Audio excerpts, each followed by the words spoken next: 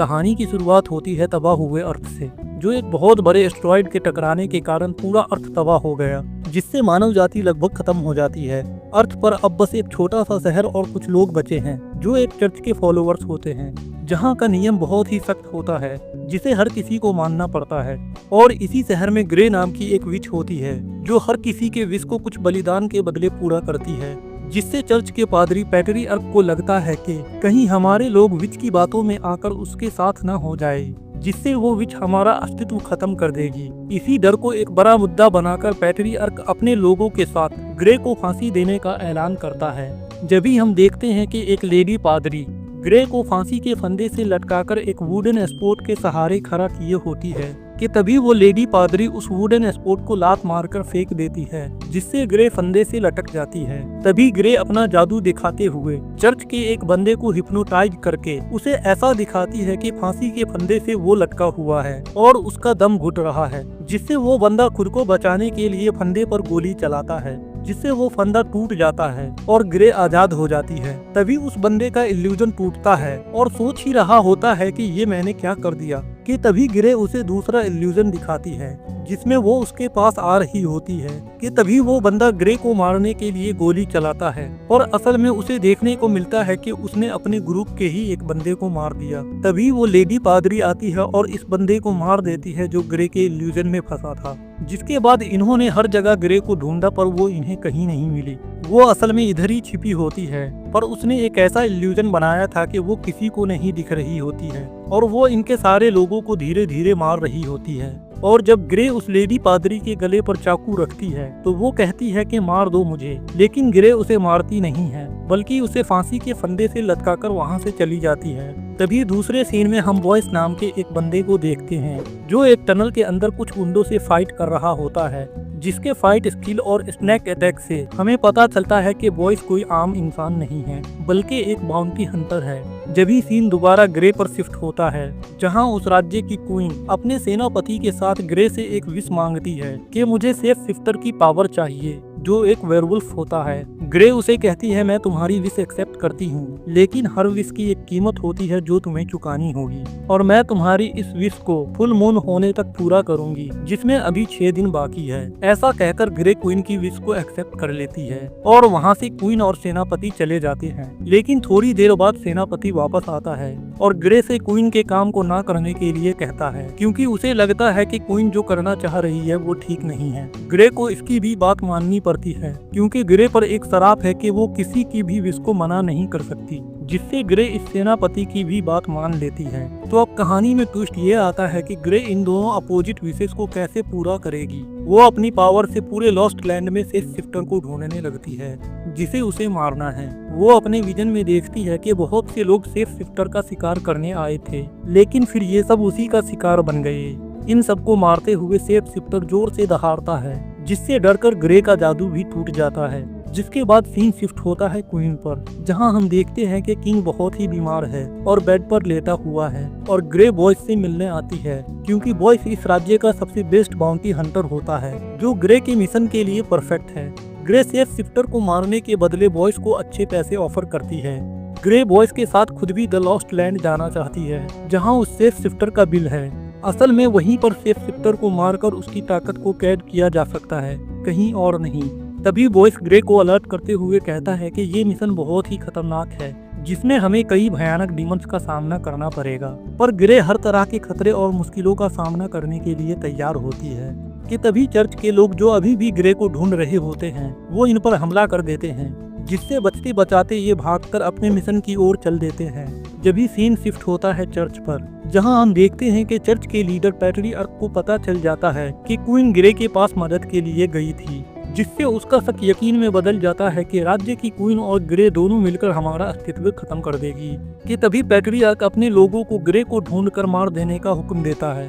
जब ही दूसरे सीन में हम देखते हैं कि बॉयस अपने मिशन के बीच अपने एक दोस्त के घर जाता है, जहां हमें बॉयस का फ्लैशबैक दिखाया जाता है, जिससे हमें पता चलता है कि बॉयस इतना बड़ा बाउंटी हंटर कैसे बना। फिर अगले दिन ये दोनों अपना मिशन कंटिन्यू करते हुए एक बंजर बिल्डिंग नुमा शहर में पहुंचते हैं, जहां से आगे का सफर अब इन्हें एक केबल बस से करना था। लेकिन जैसे ही ये ऊपर चढ़ते हैं इनका सामना चर्च के लोगों से होता है, जहां बहुत ही जबरदस्त फाइट होती है। ग्रे अपनी पावर का यूज करती है और बॉयस अपने हंटिंग स्किल से सभी विलन्स को मारते हुए आगे बढ़ रहा होता है। आगे बढ़ते हुए वो दोनों केबल बस पर चढ़ जाते हैं, जिसका पीछा करते हुए कुछ विलन्स भी बस पर चढ़ जाते हैं और वहाँ भी इनमें तगड़ी फाइट होती है। जभी वो लेडी पादरी ये देखते हुए कि वो दोनों तो हमारे आदमी के हाथ भी नहीं आ रहे, तो वो अपने कुछ विलन्स को उस बस की केबल काटने को कहती है।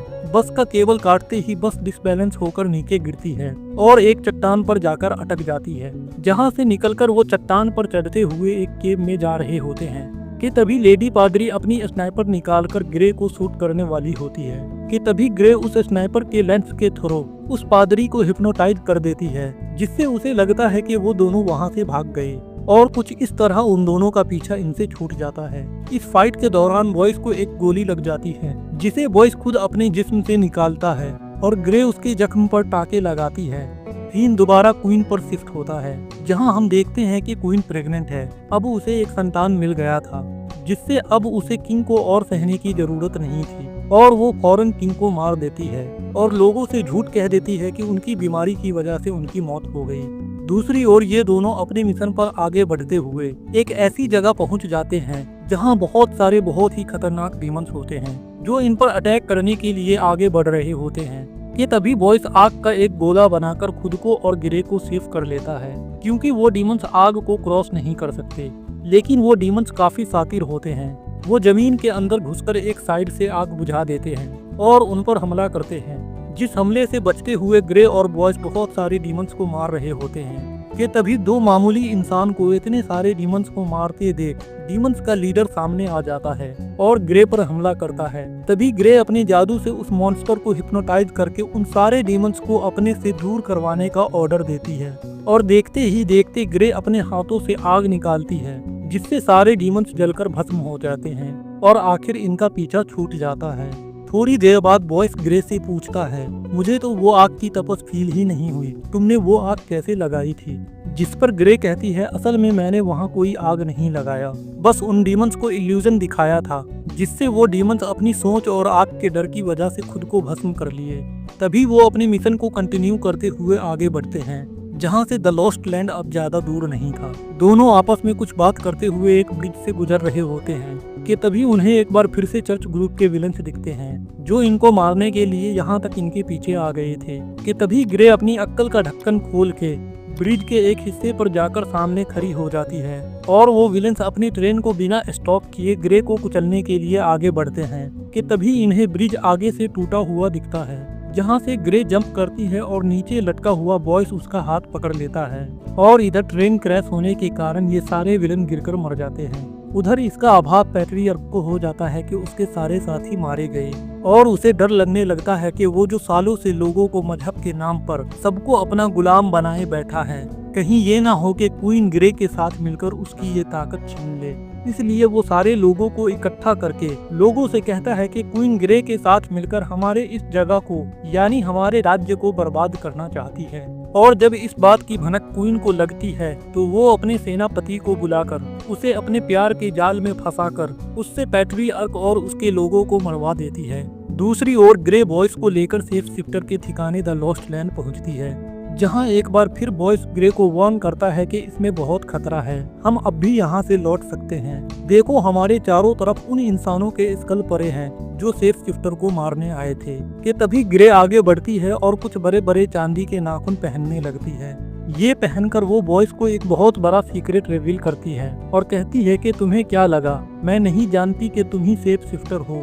मैंने अपने जादू के जरिए इस बात को पहले ही पता कर लिया था और तुम्हें ही इस मिशन के लिए इसलिए चुना कि तुम यहाँ रहते थे, तो तुम ही मुझे यहाँ तक सेफली ला सकते थे और तुम्हें यहाँ लाने का मकसद ये था कि तुम्हें तुम्हारी जगह पर मारकर ही तुम्हारी ताकत हासिल की जा सकती है।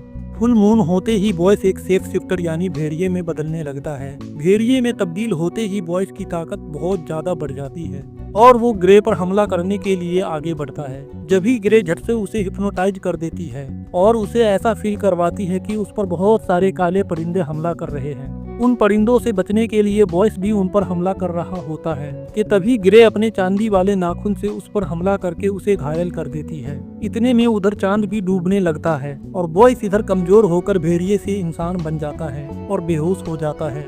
जब उसे होश आता है तो खुद को बहुत ही जख्मी और जंजीर से जकड़ा हुआ पाता है। ग्रे को पहले से ही पता था कि सेफ शिफ्टर की कमजोरी चांदी है, इसलिए उसने पहले ही जब उसने बॉयस का टाका लगाया था जब उसके शरीर में एक चांदी का सिक्का डाल देती है, जिससे वो सिक्का अब सेफ शिफ्टर के शरीर से रिएक्ट करके उसे कमजोर बना रहा होता है। तभी ग्रे बॉयस से कहती है, अभी मैं जो करने जा रही हूँ वो मैं करना तो नहीं चाहती, पर मैं अपने शराब के आगे मजबूर हूँ। ऐसा कहकर वो बॉयस को मारने जा रही होती है कि तभी बॉयस कहता है कि मेरी भी एक विश है। बॉयस उसे विश करता है कि तुम मेरे पास रहो, क्योंकि बॉयस अब उसे प्यार करने लगा था। ये सुनकर ग्रे की आंखों में आंसू आने लगता है और कहती है कि हर विश की एक भारी कीमत चुकानी पड़ती है। उधर जैसे ही मून बाहर निकलता है, बॉयस वापस सेफ शिफ्टर के रूप में आने लगता है कि तभी ग्रे उसके जिस्म के अंदर अपना खंजर घुसाकर मार देती है। यहाँ सीन शिफ्ट होता है और अगली सुबह हम देखते हैं ग्रे के हाथ में बॉयस की भेड़िए वाली खाल होती है, जिसे लेकर वो वापस राज्य में पहुँचती है, जहां वो देखती है कि यहाँ के सारे लोग अब बहुत खुश हैं, क्योंकि अब वो चर्च की हुकूमत से निजात पा चुके हैं। कि तभी ग्रे वो खाल लेकर क्वीन के सेनापति के पास जाती है और उसे ये खाल देते हुए कहती है कि ये खाल अपनी क्वीन को दे दो, जिसे पहनकर वो सेफ शिफ्टर बन जाएगी। क्वीन असल में सेफ शिफ्टर इसलिए बनना चाहती थी क्योंकि वो असल में बॉयस से प्यार करती है और उसकी सारी असलियत पहले से ही जानती थी और वो बॉयस से शादी करके घर बसाना चाहती थी। लेकिन बॉयस उसे मना करते हुए कहता है कि ये पॉसिबल नहीं है, क्योंकि मैं एक सेफ शिफ्टर हूँ और मैं अपने जैसी ही किसी लड़की से शादी करूंगा।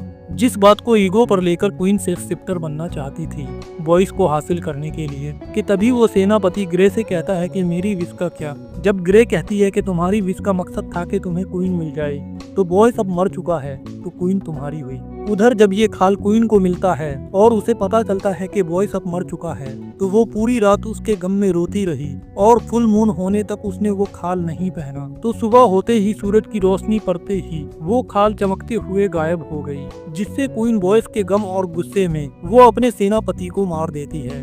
फिर सीन शिफ्ट होता है बॉयस पर, जहां हम देखते हैं कि बॉयस फिर से जिंदा हो गया, क्योंकि क्वीन ने उस खाल का प्रयोग नहीं किया, जिससे वो खाल वापस बॉयस के शरीर में समा गया और वो जिंदा हो गया। कि तभी गुस्से में आकर बॉयस ग्रे की गर्दन पर चाकू रखता है और उससे सवाल करता है कि तुमने आखिर मुझे क्यों मारा, हालांकि मैंने तुमसे विश किया था कि तुम मेरे पास ही रहो। जब ग्रे सच्चाई बताती है कि मैंने फ्यूचर पहले ही देख लिया था, मैं जानती थी कि क्वीन तुमसे शादी करने के लिए एक सेफ शिफ्टर बनना चाहती है, जबकि क्वीन का सेनापति क्वीन को चाहता था। मैंने पहले ही फ्यूचर देख लिया था कि क्वीन तुम्हारे मरने के गम में अपने सेनापति को मार देगी और तुम्हारी खाल नहीं पहनेगी, जिससे तुम्हारी जान तुम्हारे अंदर वापस आ जाएगी। इस तरह क्वीन, उसके सेनापति और तुम्हारी तीनों की विश पूरी हो जाएगी। ये सुनकर बॉयस बहुत खुश होता है कि जो हुआ सो हुआ, पर अब वो ग्रे के साथ रहने वाला है। कि तभी ये दोनों एक साथ अपने अगले मिशन पर निकल जाते हैं। तो दोस्तों, फिल्म का नाम है इन द लॉस्ट लैंड और ये थी इसकी कहानी। तो मिलते हैं अगली वीडियो में, तब तक के लिए बाय और जाते जाते वीडियो को लाइक और चैनल को सब्सक्राइब करते जाना।